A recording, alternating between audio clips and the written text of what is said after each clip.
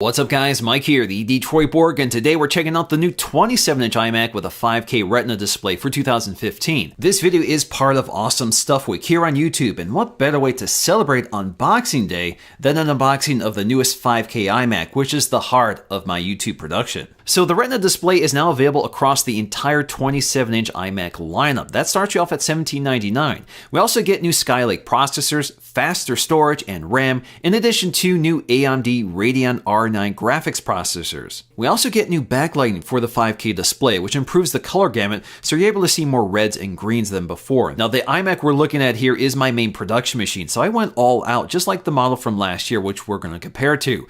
So I went with the 4 GHz Core i7. I'm going with 8 gigs of RAM because we're going to upgrade our own RAM here, which is really easy and much more affordable. If you want to get 32 gigs of RAM, you'll have to spend $600 through Apple. I can do it much cheaper, and I'll show you a bit later. I also went with a 3 TB Fusion drive, which combines an SSD plus 3 TB of hard disk storage, which speeds up performance but gives you a lot of storage space. I also went with the AMD Radeon R9 M395X with 4 gigs of video memory. So getting to the unboxing, this is going to be pretty familiar if you saw my 21.5-inch 4K iMac I just did last week. Obviously, this is scaled up to size. So the first thing we need to do here is pull the tab along the top so we can open up the box. Flipping the box forward, we'll find our very large and very heavy 27-inch iMac cocooned in lots of styrofoam. Now, the first thing I want to pull out here is the accessory packet. That includes our new Magic Keyboard and Magic Mouse 2. You can also replace or add the Magic Trackpad 2. Now, I've already covered those accessories in detail in previous videos, which I'll leave linked in the description below.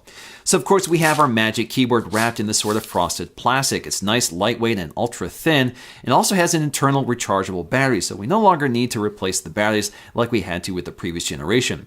We also have our Magic Mouse 2, which again has an internal rechargeable battery and is charged via a lightning connector. Of course, we also get a lightning cable for recharging those accessories. So again, all you have to do is connect your accessories to your iMac and it'll charge it for you. We also have our literature packet, which includes a quick start guide, some warranty information, and a set of Apple stickers. We also get a microfiber cleaning cloth for cleaning the glass display.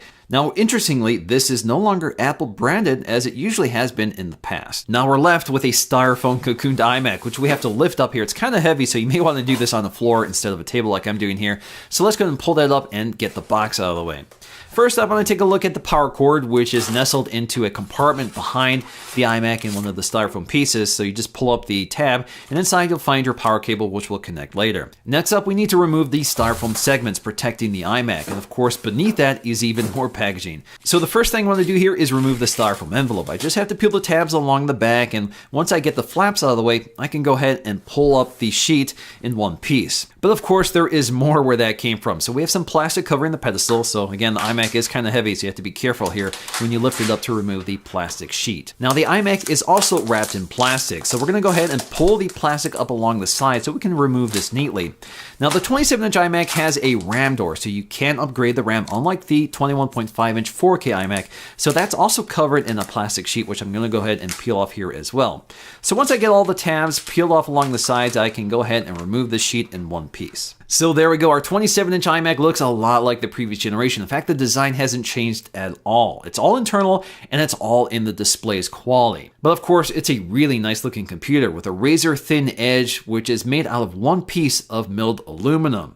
Of course, it bows out toward the center here for all of the internals, and then you can see it meets toward the center at the hinge. So this hinge is spring-loaded because of the weight of the iMac itself has to be spring-loaded to maintain tension. But of course, you have a good amount of articulation here to pivot the display to whatever you want. So along the back toward the top, you'll find your Apple logo. That's part of the Wi-Fi system, so Wi-Fi needs radio transparency to work through the metal body, and the black plastic Apple logo is there for that. And just above that, we'll find a set of dual microphones etched into the metal. You'll find one facing toward the top along the edge of the iMac, and another one facing the rear. In terms of our I/O, it's basically the same. We have a headphone jack that supports optical output if you have the right cable. Of course, we have an SD card slot. We get 4 USB 3.0 ports, 2 Thunderbolt 2 ports, and a gigabit Ethernet port. So as you can see, no USB Type-C for this generation yet. And on the other side, you'll find your rear-facing power button, which is concave, so it's easy to find when you reach around the computer to power it on. Now, tucked behind the hinge, we'll find a lot going on here. So, of course, we have our exhaust fan for keeping the iMac cool. The inlets are on the bottom of the iMac, which we'll take a look in just a minute. Now, before I do anything else, I want to swap out the 8 gigs of RAM for 32 gigs of RAM. So I was able to buy it for less than $200 through Amazon,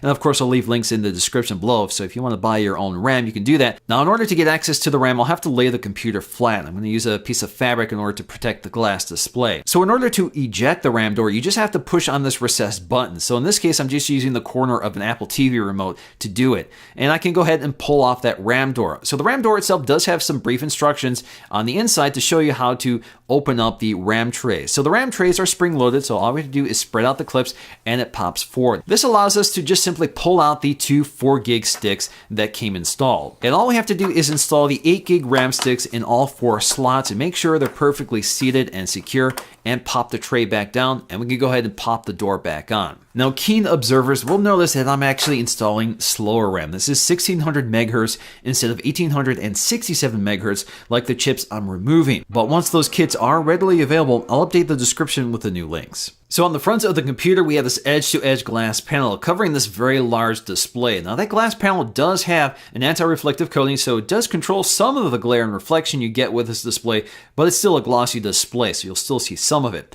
Toward the top center, you'll find your 720p FaceTime HD camera, pretty much the same we've had for a while now. It's flanked on either side by an ambient light sensor and an LED indicator. Down below, we'll find that familiar iMac chin, and toward the center, we'll find our Apple logo. Now, if you look along the bottom edge, you'll find this razor-thin edge, and drilled within that edge is the speaker outlets and the air intake vents. And again, it's a really slick design, even though most people don't get to see it. The speakers themselves sound actually pretty good. So you get good bass and dynamic range, and I really have no need to add external speakers to the system. So I'm pretty happy overall with the sound quality of these built-in speakers. So what does performance look like on the top-end iMac for 2015? So in terms of our Geekbench scores, we saw a single-core score of 4520 and a multi-core score of 17426. Now, if we compare this to a similarly spec'd iMac from last year, that scored 4223 on the single core and 1640 on the multi-core score. So that is a fairly modest gain here. In terms of our graphics performance, taking a look at Cinebench, our OpenGL score was 106 frames per second and the CPU score was 870. So we saw modest gains here from the previous generation, which saw an OpenGL score of 103 frames per second and the CPU score of around 729 CBs. Now, in terms of our disk speed, this is where we see more significant gains with the new Fusion drive. So the write speed was around 700 and the read speed was around 1900. That's not as fast as Apple's faster SSDs, but this is pretty good for the Fusion drive. So if you look at the previous generation, the Fusion drive saw a write speed of 300 and a read speed of around 600. So we're seeing double or triple the performance of the previous Fusion drive. Now for me, the main reason to upgrade from the previous generation really is the new display. So once again, we have a 5K display with the same resolution, 5120 by 2880. That's good for 217 pixels per inch. The big difference is the new backlight for this IPS panel. So the backlight goes from blue LEDs with a yellow phosphor to red and green LEDs, which are able to produce a wider color gamut. So you see more vivid colors and you lose that yellow cast that was kind of a problem with the previous generation, although it's not a huge gain here and it's actually kind of hard to show you on video.